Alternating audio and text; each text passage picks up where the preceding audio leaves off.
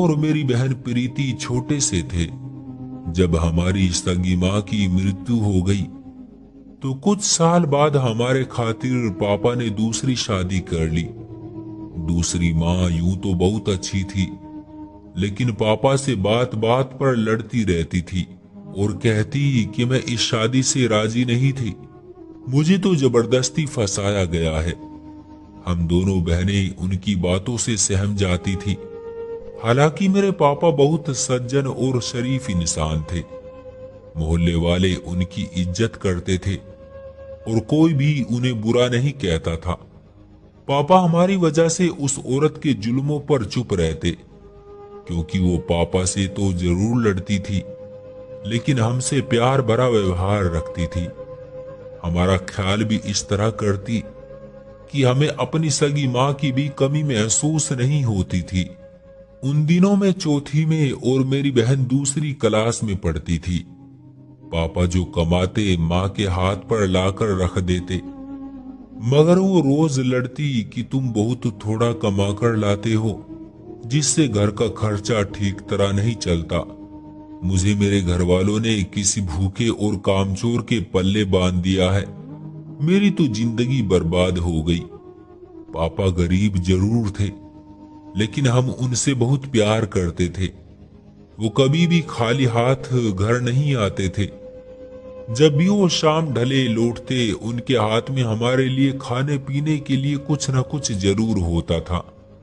मैं आपको एक बात बताती चलूं कि कुछ दिन बाद हमारी ताई माँ की मृत्यु हो गई थी, जिससे ताऊजी को रोटी पकाकर देने वाला कोई न रहा। तो पापा उनको भी अपने घर ले आए, ताकि ताऊजी अपने घर में तनहा ना रहे। उनका एक बेटा था जो लंदन में किसी वजह से जेल में था। इस वजह से ताऊजी गमज़दा रहा करते थे, मगर वो हमसे बहुत प्यार करते थे। इसलिए हम ताऊजी के अपने घर आने से बहुत खुश थे। लेकिन हमारी सौतेली माँ खुश न थी। वो पापा की वजह से मजबूर थी। एक साल बाद उनका बेटा राजवीर लंदन से किसी तरह रिहाई पाकर वापस लौट आया। वो भी अब हमारे साथ रहने लगा। दिन यूं ही गुजरते गए। एक दिन मैं स्कूल से घर आई तो देखा कि मोहन मेरी माँ को मार रहा है। मुझसे ये नजारा बर्दाश्त ना हुआ। हम बहनें शोर मचाने लगी तो मोहन घर से निकल गया, जबकि माँ ताऊजी के आगे हाथ जोड़कर मिन्नतें करने लगी कि जेठ जी, आज मेरी लाज तुम्हारे हाथ में है। मेरे पति महेश को रात वाली बात मत बताना, वरना वो मुझे जान से मार देगा और मेरे बच्चे दरबदर हो जाएंगे। ताऊजी बोले, ठीक है, अब एहतियात करना, दोबारा ऐसी कोई गलती मत करना। इस बार तुम्हारा मान रख लिया। उनकी बातें हमारी समझ से बाहर थी। माँ अक्सर हांडी में नमक तेज कर देती थी, जबकि ताऊजी को ब्लड प्रेशर की शिकायत थी। पापा और राजवीर माँ को मना करते कि नमक मिर्च सब्जी में बहुत कम रखा करो। मैं समझी कि आज भी माँ ने अपनी पसंद से हांडी बनाई होगी, तभी राजवीर को गुस्सा आ गया होगा और ताऊजी इसी वजह से मेरी माँ को आइंदा एहतियात से बनाने का कह रहे होंगे। माँ ने कहा, बेटी प्रिया, ये बात अपने पापा को मत बताना कि राजवीर ने मुझे मारा है। माँ ने कहा, बेटी प्रिया, ये बात अपने पापा को मत बताना कि राजवीर ने मुझे मारा है, वरना वो गुस्से में आकर झगड़ा करेगा तो पुलिस आ जाएगी और तुम्हारे पापा को पकड़कर ले जाएगी। मैं डर गई। ठीक है माँ, मैं पापा से कुछ नहीं कहूंगी। फिर माँ ने हमें मिठाई भी खाने को दी। थोड़े दिन गुजरे थे कि राजवीर की नौकरी लग गई। किसी कंपनी में रात का चौकीदार हो गया। वहां तनख्वाह अच्छी थी, तभी उसने मेरे पापा को भी चौकीदारी में लगवा दिया। अब पापा और राजवीर भाई शाम को चौकीदारी के लिए चले जाते और घर में ताऊजी रह जाते। रात को अक्सर मेरी आंख खुलती तो माँ के कमरे से आवाजें आ रही होती थी, मगर मैं आंखें बंद करके सो जाती। एक रोज माँ ने मुझे कहा, बेटी, तुम अपनी बहन को लेकर अपने नाना जी के घर चली जाओ और कहना आज घर में खाने को कुछ नहीं है, शाम तक वही रहना। तुम्हारे ताऊजी भी अपने घर चले गए हैं, इसी वजह से तुम लोग वही खाना खा लेना और शाम को नाना से कुछ रुपये लेकर आना। उनके कहने पर मैं अपनी छोटी बहन को लेकर अपने सौतेले नाना के घर चली गई, जिनका घर हमारे करीब में ही था। पूरा दिन हम नानी के पास रहे। उन्होंने हमें खाना खिलाया, शाम को कुछ खाना और पैसे हमें दे दिए कि तुम घर जाकर अपनी माँ को दे देना। रात को जब घर आए तो मेरी बहन ने पापा को मासूमियत से बता दिया कि आज हम नाना जी के घर गए थे, क्योंकि घर में आटा नहीं था। हमने खाना भी वही खाया है और नानी माँ ने कुछ पैसे भी दिए हैं। पापा माँ पर गुस्सा हुए कि मैंने कल ही 1000 रुपये तुम्हें दिए थे, तुमने आटा क्यों नहीं मंगवाया। माँ बोली आपके बड़े भाई तो घर चले गए और राजवीर भी घर नहीं था और मेरी तबीयत खराब थी, बस इसलिए मैंने इन्हें उधर भेज दिया था। खैर मामला रफा दफा हो गया, ताऊजी भी वापस आ गए। अब इस बात को 10 दिन गुजरे के ताऊजी फिर अपने घर की देखभाल करने एक दिन के लिए गांव चले गए। उनके जाने के बाद जब राजवीर और पापा ड्यूटी पर चले गए तो माँ हमें नानी माँ के घर की दहलीज पर छोड़कर चली गई और मुझे कहा कि तुम्हारे पापा के दोस्त की मृत्यु हो गई है।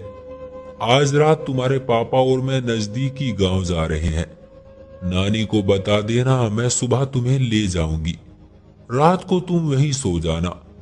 हमने नानी को ऐसे ही बताया। उन्होंने हमें खाना खिलाकर सुला दिया। सुबह माँ हमें नानी के घर से ले गई। हम बच्चे थे, कुछ समझ नहीं पाते थे कि माँ ऐसा क्यों करती है। वो घर में कौन सा खेल खेल रही है जिसमें माँ हफ्ता 15 दिन बाद जब भी मौका मिलता है ऐसे ही करती है। हम डर की वजह से पापा को कुछ नहीं बताते कि घर में झगड़ा हो जाएगा। 1 साल यूं ही गुजर गया। अब माँ ताऊजी और राजवीर से बहुत डरने लगी थी। उनसे छुपकर पापा को कहती कि उनको कहो अपने घर जाकर रहे। वो पापा से ये बात कर तो देती थी, लेकिन ताऊजी और राजवीर का ख्याल अपने पापा से ज्यादा रखती और उनकी बहुत खुशामद करती। एक दिन पापा ने इस बात को महसूस कर लिया और ताऊजी से कहा कि अब आप लोग अपने घर चले जाओ, यहाँ रहने से मेरी पत्नी को बहुत तकलीफ होती है और हमारे घर का सुकून खराब होता है। इस बात का ताऊजी और उनके बेटे राजवीर ने बहुत बुरा माना और मेरी माँ से बोले हम इस बात का तुमसे जरूर बदला लेंगे, क्योंकि तुमने ही हमें अपने घर से निकलवाया है। वो दोनों चले गए और पापा भी रात को ड्यूटी पर चले गए। आज फिर आधी रात को माँ की आवाजों पर मेरी आंख खुल गई। माँ के कमरे से किसी मर्द की आवाज आ रही थी, मगर डर के मारे मैं उधर न गई और हमेशा की तरह आंखें बंद करके सो गई। सुबह हुई तो माँ नहाकर नया सूट पहने हुए थी और बहुत खुश नजर आ रही थी। फिर माँ ने बताया कि तुम्हारे पापा काम के सिलसिले में परदेश चले गए हैं, क्योंकि यहाँ उनको तनख्वाह अब कम मिलती थी। मैं बहुत हैरान हुई कि पापा बिना हमसे मिले कैसे जा सकते हैं। मेरे पूछने पर माँ ने बताया कि वो तो तुमसे बात करना चाहते थे, मगर रात को तुम दोनों गहरी नींद में सो रही थी। बस इसलिए मैंने तुम्हें जगाना सही नहीं समझा। जब तुम सो रही थी तो वो तुम दोनों को बहुत सारा प्यार करके गए हैं। अचानक इसलिए गए हैं क्योंकि उन पर बहुत से लोगों का कर्जा था। अब वो पैसे कमाकर भेजेंगे तो हमारा कर्ज भी उतर जाएगा और हम अमीर भी हो जाएंगे। मैं तब 12 साल की हो चुकी थी। हम दोनों बहनें यही समझते रहे कि हमारे पापा बाहर कमाने गए हैं। अक्सर हम पूछते रहते, माँ हमारे पापा कब आएंगे? वो कहती कि 2 साल बाद आएंगे। इस दौरान माँ बहुत खुश रहती। रात को दुल्हन की तरह तैयार हो जाती और फिर हमें हमारे कमरे में सुलाकर बाहर से कुंडी लगा देती। मेरी अक्सर आधी रात को आंख खुल जाती। माँ के कमरे से किसी मर्द की आवाज आ रही होती थी। अब मुझे माँ पर शक होना शुरू हो गया था कि जरूर कोई बात है जो हमसे छुपाई जा रही है। माँ हम सबको धोखा दे रही है।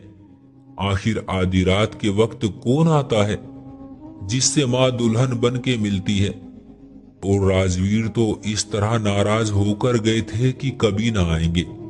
माँ दिन ब दिन जवान होती जा रही थी। बाबा के होते हुए माँ खुद की इतनी केयर नहीं करती थी, मगर आजकल माँ को अपनी बहुत फिक्र लगी रहती थी। मैं जब भी माँ से इस बारे में बात करना चाहती तो मुझे बहुत से पैसे दे देती और कहती ये तुम्हारे पापा ने भेजे हैं, और हमें चुप करवा देती। इस तरह 3 महीने गुजर गए। फिर एक दिन राजवीर आया और माँ से झगड़ने लगा कि सच सच बताओ मेरे चाचा कहाँ गए हैं? वो हरगिज कहीं बाहर नहीं गया, तुम झूठ बोलती हो।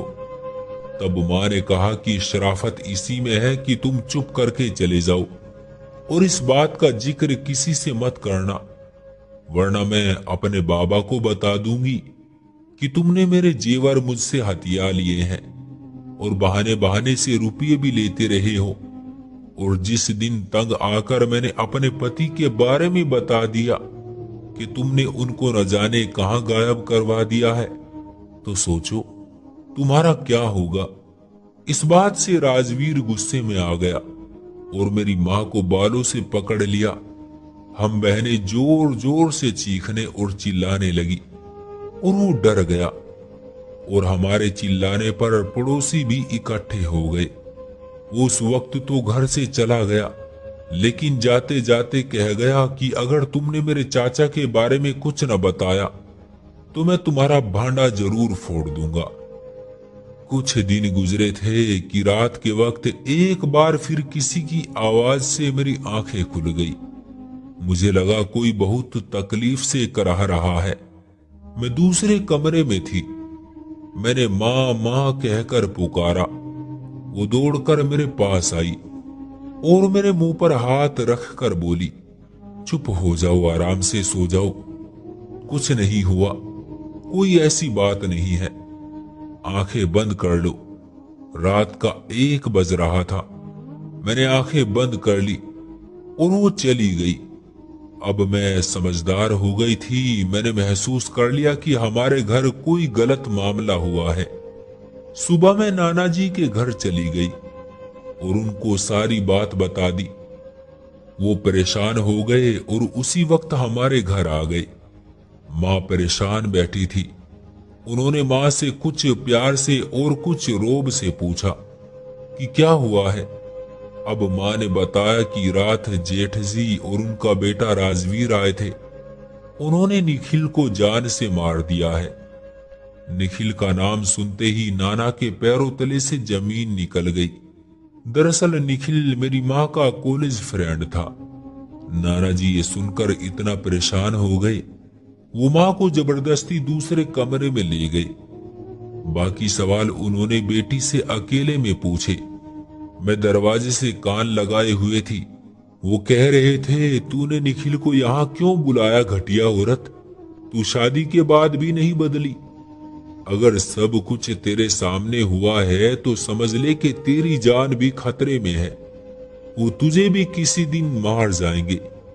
वो बेटी को और हमें अपने घर ले आए और न जाने किस अंदेशे के तहत उन्होंने माँ को बताए बगैर पुलिस में जाकर रिपोर्ट लिखवा दी कि मेरा दामाद परदेश गया है। उसकी गैर मौजूदगी में उसका बड़ा भाई और उनका बेटा राजवीर मेरी बेटी के घर आधी रात को आए थे। न जाने किस नियत से आए थे, जबकि उनकी मेरे दामाद से नाराजगी चल रही थी। इसलिए मेरी बेटी और उसके बच्चों की जान को खतरा है। उन्हें सुरक्षा प्रदान की जाए। पता नहीं ये नाना जी की भूल थी या वो डरकर थाने बताने गए थे। अगले दिन थानेदार ने ताऊजी और राजवीर को बुलाकर पूछताछ की, तो ताऊजी और राजवीर ने पुलिस को जो बताया वो बताने के भी काबिल नहीं है। उन्होंने बताया कि इस औरत का अपने कॉलेज के क्लास फेलो निखिल नाम के लड़के से शादी से पहले से ही नाजायज संबंध थे। दोनों एक दूसरे को पसंद करते थे और शादी करना चाहते थे, मगर किसी वजह से बड़ों ने उनकी शादी ना होने दी और इनकी शादी मेरे भाई महेश से कर दी। वो शादी के बाद भी किसी न किसी बहाने से निखिल से मिलती रहती थी, जिसका पता मेरे बेटे राजवीर को लग गया था और राजवीर ने उन्हें रंगे हाथों पकड़ लिया था, जिस वजह से मेरे बेटे राजवीर ने अपनी चाची को बहुत मारा और उससे बाज रहने को कहा, मगर वो बाज ना आई और अपने पति महेश को धोखा देती रही और हमारी मिन्नत और खुशामद करती रही कि मेरे पति को मत बताना वरना मैं बर्बाद हो जाऊंगी। उसने तभी हम दोनों को अपने पति से कहलवा कर घर से ही निकलवा दिया, ताकि जब पति घर पर मौजूद न हो वो निखिल से आराम से मिल सके। इस दौरान महेश गायब हो गया। एक दिन वो घर से ड्यूटी जल्दी चला गया, मगर उसके बाद दोबारा कभी लौट कर ना आया। तब हमने महेश के घर जाकर उसकी पत्नी रेखा से पूछा, तो वो कहती थी कि महेश परदेश गया है। शक की वजह से एक रात हम दोनों बाप बेटा आधी रात को उसके घर दीवार फलांग कर पहुंच गए, तो निखिल को वहां मौजूद पाया। तब हमने इज्जत की वजह से उसका गला दबाकर मार दिया और लाश को वही आंगन में दबा दिया। हम अपने किए जुर्म को स्वीकार कर रहे हैं। अब मगर उस औरत से जरूर पूछा जाए कि मेरा छोटा भाई महेश यानी उसका पति कहाँ है। पुलिस नानाजी के घर आई और मेरी माँ को गिरफ्तार करके ले गई। पूछताछ की तो पता चला कि पापा को माँ की काली करतूत का पता चल गया था। एक रात पापा ने खुद अपनी पत्नी रेखा को निखिल के साथ पकड़ लिया था। उसी रात माँ ने निखिल के साथ मिलकर पापा का गला दबाकर घर के आंगन में दफन कर दिया और ये बात फैला दी कि महेश परदेश चला गया है। तो मेरे जेठ और मेरे देवर राजवीर को शक हो गया था और वो एक रात को न जाने कहां से हमारे घर में घुस आए और वहां उन्होंने मेरे साथ निखिल को देखा। तो उन्होंने भी वैसे ही निखिल के साथ किया जो निखिल और मैंने महेश के साथ किया था। पुलिस ने आंगन को खोदा तो एक नहीं बल्कि 2 लाशें मिली। फिर मुकदमा चला। नानाजी ने मां को बचाने की हर मुमकिन कोशिश की। एक अच्छा वकील किया, अपना घर तक बेच दिया, मगर बेटी को ना बचा सके। मां को उम्र कैद हो गई, जबकि ताऊजी और उनके बेटे को फांसी हो गई। ये राज एक भयानक अंजाम की सूरत में खुल गया, जो सालों तक मेरे अंदर घुटन और तकलीफ बनकर मेरे दिल को खाता रहता था। ये वो दुख था जिसे मैं सारी जिंदगी भूल नहीं सकती।